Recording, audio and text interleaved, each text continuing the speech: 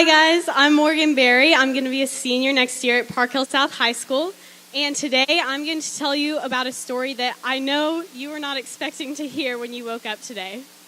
My mom, when I told her I was going to be telling this story, she was actually upset and a little bit taken aback because she was like, Morgan, why would you want to tell such a gross and just weird story to such an awesome and studious group of people? And I said, Mom, yeah, while these are some of the most awesome people I've ever met, they're also my people, which means they're weird. Really weird. So at the beginning of the school year, my student council advisor, Mrs. Adkins, she gave us an assignment called the failure assignment. And the assignment was to identify our greatest failure, talk about what we learned from it, what challenged us in that failure, and how we changed because of it. My failure wasn't necessarily huge. It wasn't detrimental to my life, but it was just completely and utterly a failure. There's just no other way to describe it. It's very similar to what Kyle was talking to us about last night when he was telling us that sometimes you have these moments of confidence when you think there's no way that you could possibly be wrong, but in actuality, you couldn't actually be more wrong. This is one of those stories.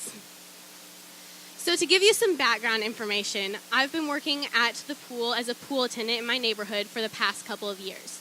It's different than being a lifeguard. We're not there to save people's lives, although if someone was drowning, I would probably help. But it's more of a janitorial job. So we clean the bathrooms, we clean the pool deck, and most importantly, clean the pool. So last summer, this was my second summer being a pool attendant, and I'd like to refer to the pool attendant hierarchy here. So there are three basic levels to being a pool attendant. There's the first year pool attendants, the returning pool attendants, and then the boss. So I was one of the returning pool attendants, which meant I was basically at the top of the hierarchy. So I'm coming to the pool, and I was just coming to the pool with some friends that day. I wasn't even working. It was a perfect day to come to the pool, so we were just going to hang out.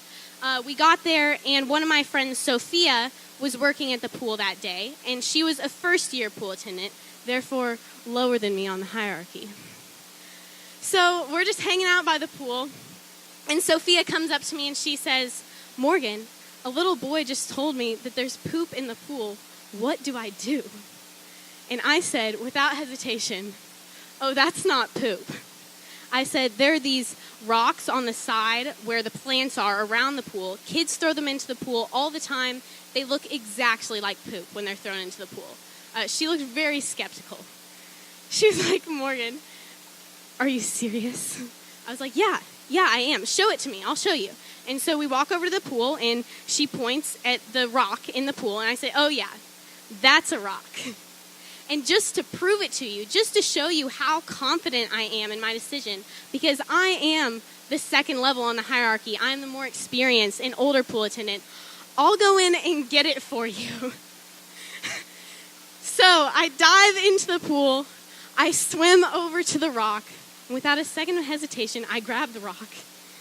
And it was not a rock. I've never swam faster in my life. I was swimming out of the pool yelling, it's poop, it's poop. And my friends are on the side of the pool, they're just cracking up. Sophia looks confused because she thinks it's supposed to be a rock. She's like, isn't that supposed to be a rock? That's what she told me it's supposed to be. And while this story is funny and just weird, I was wondering why did I not second guess myself in jumping in and getting that rock, the rock. So I think there's a lot of things that I learned from this. There's 5 main things. The first thing that I learned is that having more experience does not mean you're more correct. And in positions of leadership, when we're in higher positions of leadership and have more experience, we're not better than other people. We're not always right. We're just the same as everybody else. And so I have the experience model for you. And so I think as my experience went up, so did my confidence, which is not a bad thing at all. It's awesome to have more confidence. But as my experience went up, my caution also went down. So there's this awesome period in there where you have like a lot of confidence, but a little bit more caution. And I think that's when great things happen. But then there's this period where you have a ton of confidence and not a lot of caution. And I think that that's where I was that day. The next thing that I learned from this is that balance is key. And I really think that balance is key in everything in life, but specifically in this situation, I think balance was important. It's important to balance being confident and being able to be decisive with knowing when to second guess yourself. If somebody tells you that there's poop in the pool and you think it's a rock, you should second guess yourself. Never underestimate another human being's understanding of what poop is. And I should have, when Sophia was second guessing me, I should have trusted my peer enough to second guess myself because she was second guessing me.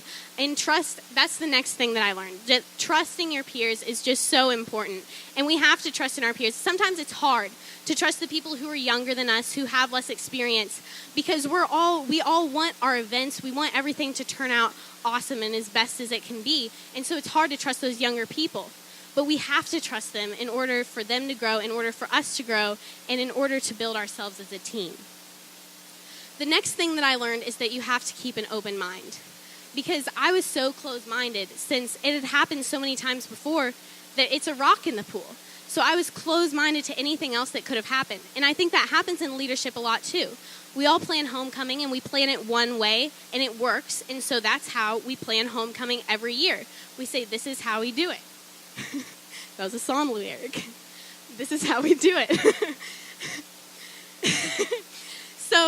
But we have to be open to new ideas. We have to be open to changes and to listening to other people. And so that's one of the things that I think we have to be aware of with our attitude. I hope you took something away from this talk. But if there's one thing that you take away from this talk, and please, please remember this. I said it earlier, but I'm going to say it again. Never underestimate another human being's understanding of what poop is. Thank you.